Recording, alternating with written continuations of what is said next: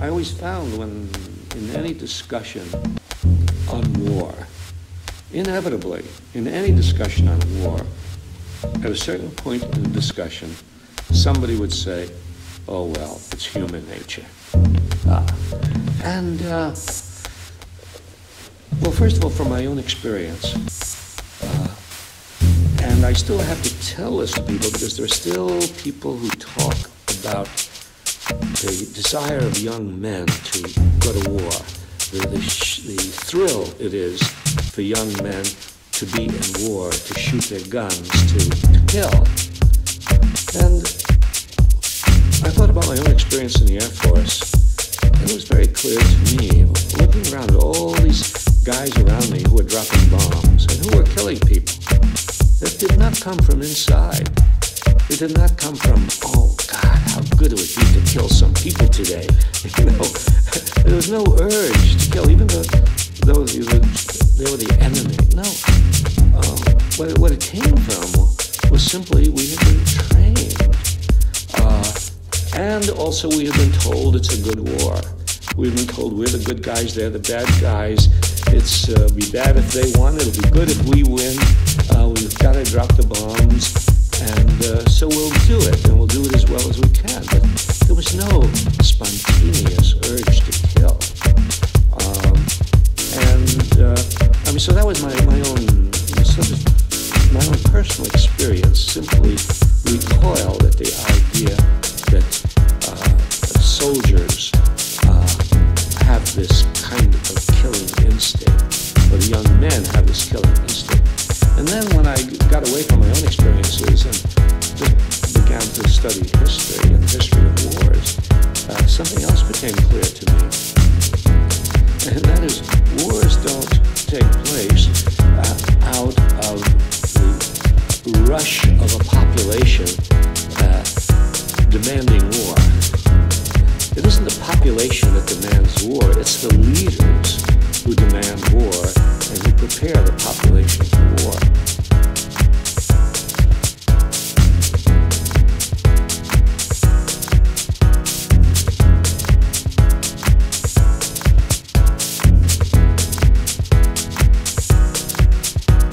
We are not going to go to war.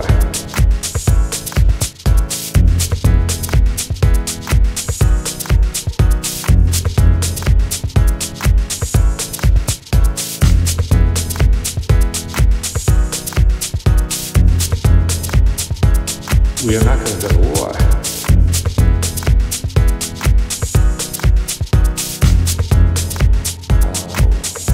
We are not going to go to war.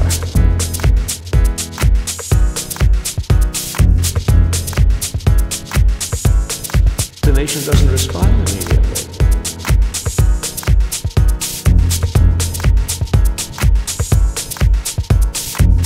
And you have to work very hard to persuade them, because after all, they're going to risk their lives.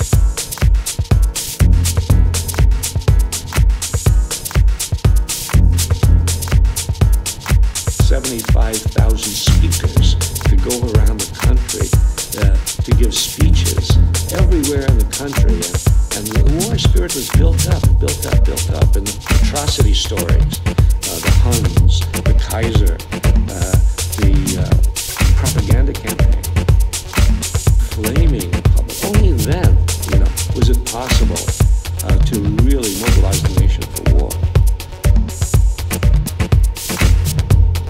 It takes, in other words, powerful inducements and threats to mobilize the young population of the nation for war.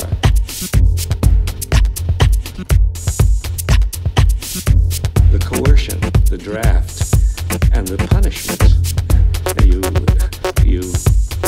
If you're neither seduced by the propaganda nor compelled to go by the draft, and if you resist, you will go to jail.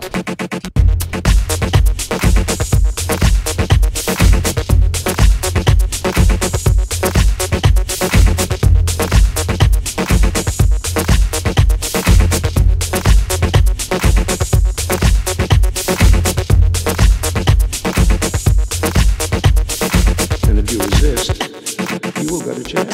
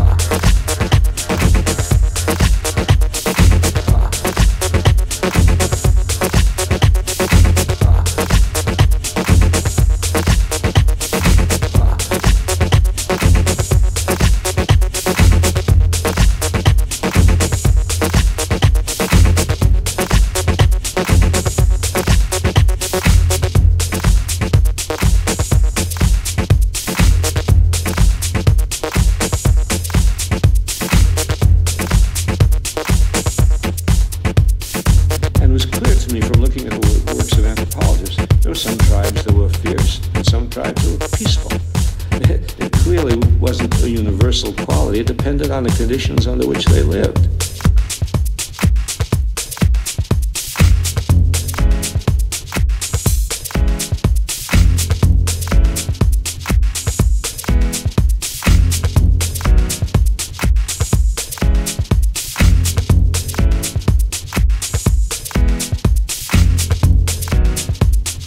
It depended on the conditions under which they lived.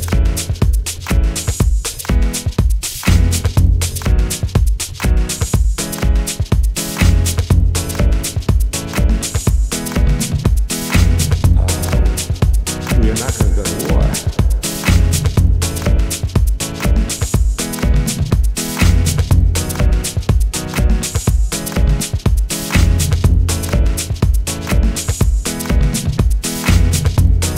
The nation doesn't respond immediately.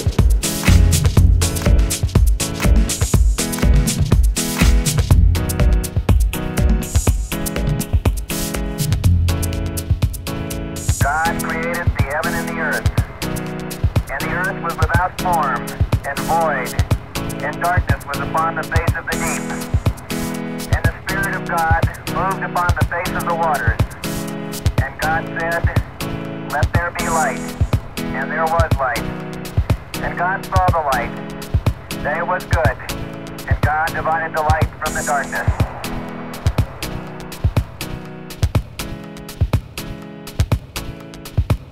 We are not going to go to war.